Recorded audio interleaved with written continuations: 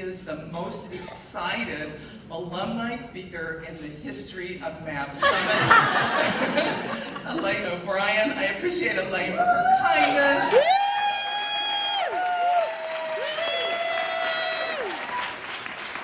And her willingness to always hop in and help within our community. Elaine is one of the most informed academics and practitioners on movement psychology, positive aging, fitness science, and the body. In 1979, she completed her bachelor's in psychology and urban outdoor recreation, summa cum laude, and 29 years later, returned to the classrooms here at Penn to get her MAPP degree in 2008 while she was in her 50s, and then went on to complete her PhD in human movement and psychology at Temple University in 2015 in her 60s. There we go. Elaine currently is teaching applied positive psychology across the lifespan at the Philadelphia College of Osteopathic Medicine. She is the co-author of The Power of Play, Optimize Your Joy Potential, which hits the bookstores this December. She began her journey of positive aging at the age of 23 when she joined her first senior women's group. Her talk today, Zesty Aging, Optimize Your Joy Potential, will offer highlights of her research and insights from 3 decades of working and living the lifespan. Her work advances the power of active older women, thriving, positive exercise practices, and the legacy effects. So please welcome Elaine.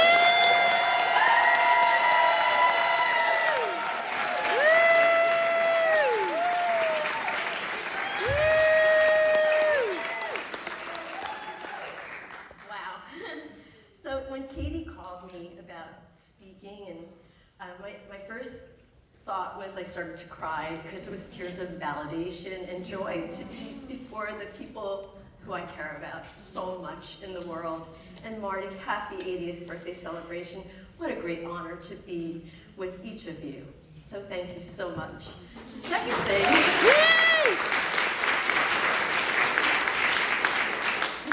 I did was I said to Katie, I said, I think you should get Ellen Cole. I think she's fabulous. And so when Katie called me and said we were both going to be speaking, it was such a high point moment in my life. And then the third thing I did was I wrote 80 pages on Zesty Aging. So, I'm not going to talk all about that now, but I just want to say that, well, you said a lot of stuff about me that I was going to say, so thank you so much. So around my research, I kind of did the application first. I've taught senior fitness since 1991 when I was invited to create a program for older adults to reduce alcoholism and drug abuse. My idea was I had been a dance fitness instructor for many years, so why not combine that, the group fitness, the community, the music, have easy to follow choreography that leaves people leaving the class feeling great, connected to each other, and just really effervescent. And what happened was the class ran up until the pandemic in 2019. And though the classes stopped after over 25 years, the women in this class, who were all over 50 years, they still get together every month for birthday parties and social gatherings. And one of these people are super social. And one of my favorite events was the birthday party of my 100-year-old student, Mom Marie. And for her birthday party, she had a martini birthday party. It was hilarious. It was just so much fun, one of the most fun things. And Mom Marie started my program at age 89 with her daughter and continued to age 101. So it's just quite a love festival in our program. This is an early picture with Robbie Raw, who was a nurse, and Robbie had the mega class in Buffalo, New York, one of the largest fitness classes in the world. So I choreographed and performed with her and her team, and it was just great fun. So teaching fitness to me, I think people don't really get like how much of a benefit it is in the world. And I kind of had a rough start. Like I was a college dropout also, and kind of took a circuitous route as a Playboy bunny. And then,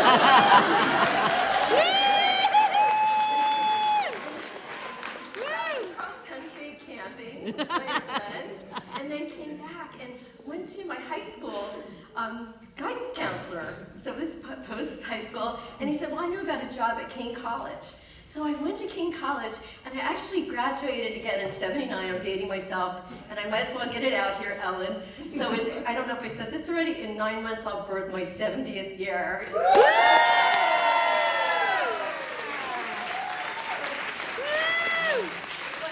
in college, I was kind of a goof off. I said, well, let me take something easy. So I took recreation. So it was urban and outdoor recreation. It was fabulous. And then I took a psychology class. I was like, ooh, understanding yourself and others. Like, these classes are really rich. So I ended up with a double major in urban and outdoor recreation and psychology. So even in '79, I felt there was a good psychology. One of the 2 classes I took that really made a difference to me, besides my required classes, was I took a class in jazz dance theater. And I was like, we had very limited funds growing up, and not a lot of education wasn't really valued. So I didn't really have any dance background or movement background. I remember being in the class, and I was the oldest, I was the most out of shape, I was the least coordinator. And there were all these like live, beautiful dancers, and then there was me. And it was like, I think my teacher didn't really like me too much, but I ended up performing on stage, and that was like such a great accomplishment. And that served me years later, and I'll come back to that. Another class that really warmed my heart was occupational therapy. During that program, we were required to go to a psychiatric unit every week and work with patients there, and then also with physical disability people at a rehab center. So that gave me a really good foundation about the mind and the body connection. It taught me about empathy, it taught me about caring for people and service. So from there, I came to love teaching aerobics, and I want to thank Susie Paletti, who is in my cohort, and she's kind of oh, I didn't change the right thing, I'm sorry. Susie. Where's James in that picture? There's Susie checking out the action, and you're already looking good there. So we know that movement is life, and that movement does lay down a foundation. So if you move now, it's going to serve you later. It will give you cardiovascular health and also cerebral health, cognitive health. So there's power in the group. I want to thank Sherry Fisher and Rotem for the pictures also. And then we know that, again, movement is life. It's so important, and that connection to each other is so valuable. So what is this? This is the same thing. Okay, so this is a group of my students who are performing, and they gave me a surprise party when I got my doctorate degree. And it was just amazing. And these are zesty people. So zest is juicy vitality. It's about, regardless of what you do, you approach it with energy and enthusiasm. And it's really found in children. But as we get older, zest kind of doesn't prevail in us as adults. And let me say that it's really worth it to value your zest. And in our program, we did cardiovascular exercise, strength training, muscular strength, muscular endurance, flexibility training, balance training, agility, and then again, social fitness. So let me tell you briefly about these ladies. One woman is a calendar girl. She performs for people, and so even though she's a senior, she performs for seniors or old people. So another is a retired nun. Another has 2 master's degrees in teaching. Another is a minister. Another was a retired teacher. Another just published a book.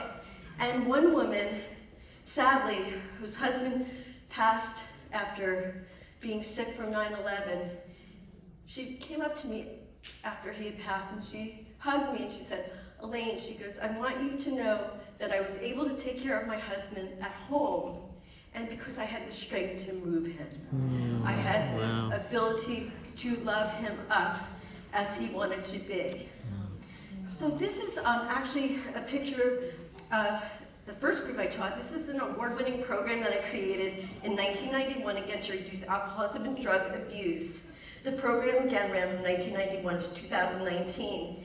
And the group exercise, you get so much bang for the buck because you're able to connect with people, use fitness as a preventative measure. Like even if we think about full intensities work around the drain, right, deficit, reactive, arrogant, individualized, and negative, and look at the SPEC model that he talks about, the strengths, prevention, empowerment, and community. That was the basis of what I was teaching, and what I really believe is a way to help people as we all are getting older. And again, I want to piggyback on a lot of what Ellen said, and to really start making new pathways to what it looks like to be an older person.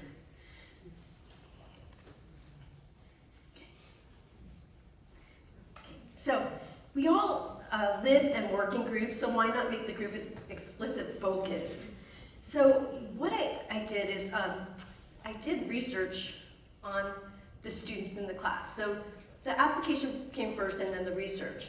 So what I looked at, I wanted to look at motivation, adherence, and just why people were taking the class. So the criteria to be a participant in the research was to be in the program for twice a week or more, for 5 years or more. So I feel that shows a lot of motivation. And we found 42 people that fulfilled that requirement. What I asked the participants to do is write a statement about like a biography. Then we did an interview with the people, 30 minutes, and then we did a survey. To triangulate the study, we interviewed and surveyed the adult children of the participants.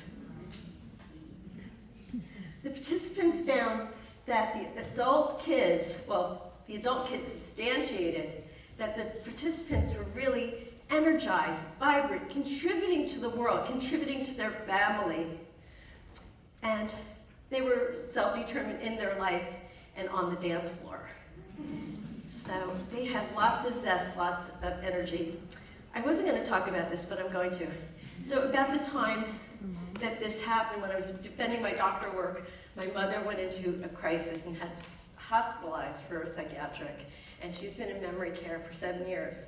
So let me just say that our mental health, our connections to each other, this work that we're doing is really, really vibrant, really vital, really important, and I think that I just felt like I had to say that just to give you like a little bit of perspective.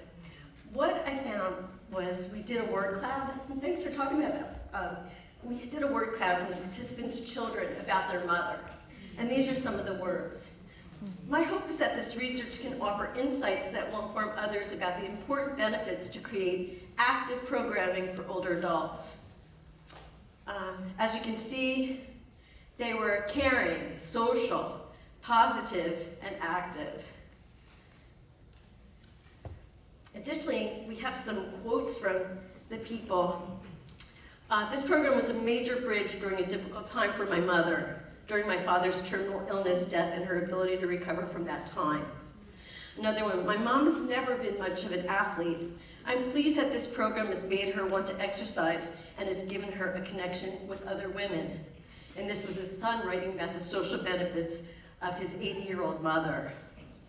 Another said, my mother's been able to stay fit, active, and socially connected as a result of this program. And that benefits not only her, but our whole family. And then another thing was, again, all the adult kids felt that the Fit Dance program had a positive effect on their mother, and that she was active, engaged, and social. One participant wrote about retirement, and she said that there are social changes after you stop working. It's a transition where you know people and then you might not know people. Going to this class helped me establish my retirement life, really, because that's where I meet people that I'm friendly with now, and I don't know what I would have done without it. So that was super, super important to be able to feel positive about that, because I think people didn't realize.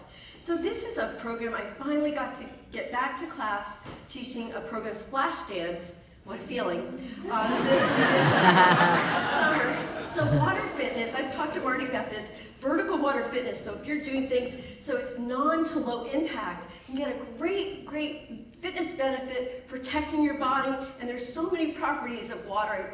I was actually a student in a water fitness class when I was a young teacher, and our teacher quit, and they're like, well, you do it. And I was like, I don't really know how to teach this, but I worked with an engineer. We went through and then the next summer I kind of knew what I was doing, and I've been teaching over 25 years. So cross-training is when you're doing a variety of modalities. It's so important to cross-train and mix it up. It helps to prevent injury, keeps things interesting, works different muscle groups, and it's really fun. But here's a case study about one of my students who came into my class. She's a 50-year-old executive. She came into the water fitness class, and she had 3 organs shut down. So she had neurological problems. She was not able to walk very well, and she had a tremor in her voice. And after the summer, there were marked differences. And I just had lunch with her recently. So 4 years later, this woman is a positive role model, helping other people to understand about brain injury. She's out there helping people. She's watched her eating, she's moving more, and it's just been this transformation of so much joy. Sorry, I keep hitting my mic. And what she said was that this program saved her life. That she used to think of exercise in a different way. You know what, I didn't switch the slides, right? She didn't, this is the splash test. So she didn't think of moving in a certain way, and then now she thinks of it in a different way. So very exciting. There's a new discussion today around embodied philanthropy. So this is one of my things that I want to make sure I say. To use your body to help yourself and other people is really a gift. And another message is never too early or too late to prime your zest in your life. It's never too early or too late to prime your zest. So this picture is a picture of an NFL fundraiser, the first fundraiser in the world. I produced this. I was in the halftime show before Beyonce.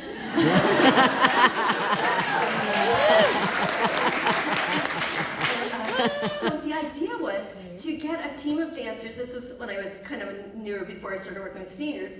But each of the dancers that we auditioned agreed to pledge $200 for their spot on the field. So we had 200 dancers. We ended up raising over $50,000 for the American Lung Association.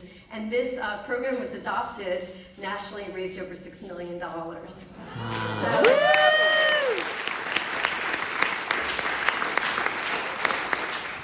It was a great feeling, and one of the best feelings was to get 50,000 people up in the stands to Do You Love Me in a medley of songs, and just for 12 minutes of moving, and again, just what a thrill and joy in the world to do that. So we've talked a lot about the ladies, so let's hear it for the boys here. And so these two gentlemen, on the left is George Blair. Thank you. He was a philanthropist, friend, business person, barefoot water ski champion. George Blair started water skiing at age 46 after spinal fusion. And he also performed at Cypress Gardens in Florida, and he was really a magical smile, ageless kind of person. Is that okay to say?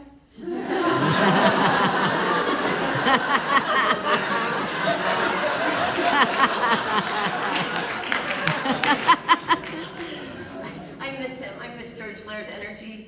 And I have to tell you, I went to the UPS store yesterday, and the guy said to me, "Energy is everything." I'm like, I have to use that, so I'll tell him. I did, but it really is. And on the right is the late great Sir Thomas More, who is 99 years, and he's since passed also. But for his 100th birthday, he wanted to pledge £1,000 for the British National Health Service.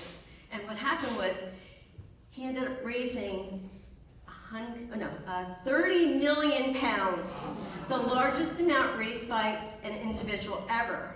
And what happened was, he walked 100 garden lengths, that he was knighted, and if you Google him and look at all the birthday cards he got for his birthday, it's like so amazing. So it's very exciting. And I'm excited in this year to be authoring The Power of Play with Andrew Seidel. And it's about research. It's 300 pages. Barney, it's 300 pages. Research about play, about the science of play, fitness, and well-being, about having fun. We have hundreds of spontaneous activities in there. There's some sexy stuff. It's a playbook for grown-ups, okay? So, thank everybody. And I have references. And I also want to thank Marty real quick for, I got Lola from Puerto Rico. She's a Sato, the most fun at one of our meetings during the pandemic. Marty was talking about how we got a dog, and I was like, Sean, can we get a dog? And we got a dog, and it's really, really been a lot of fun. So again, it's never too late to prime zest in your life, but you know, one thing is that if you get a puppy, it really does, like, it kind of forces you to get zest. So positive movement leads to flourishing lives. It's never too early or too late to prime zest in your life. Oh, these are my things. I'm sorry, I was trying to do the wrong thing. And then we're gonna hit it. I think we have to move on.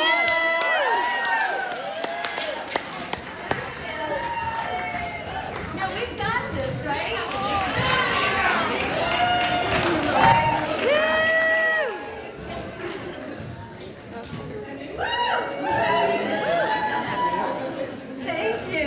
All right, how about we'll just do a little combination while we're getting the music set up. We're gonna just punch up here twice, and then down, and then single, 2, 3, 4. Try with me.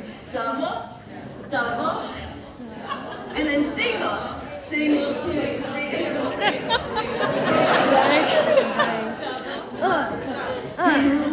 Down, single, up, down, and roll.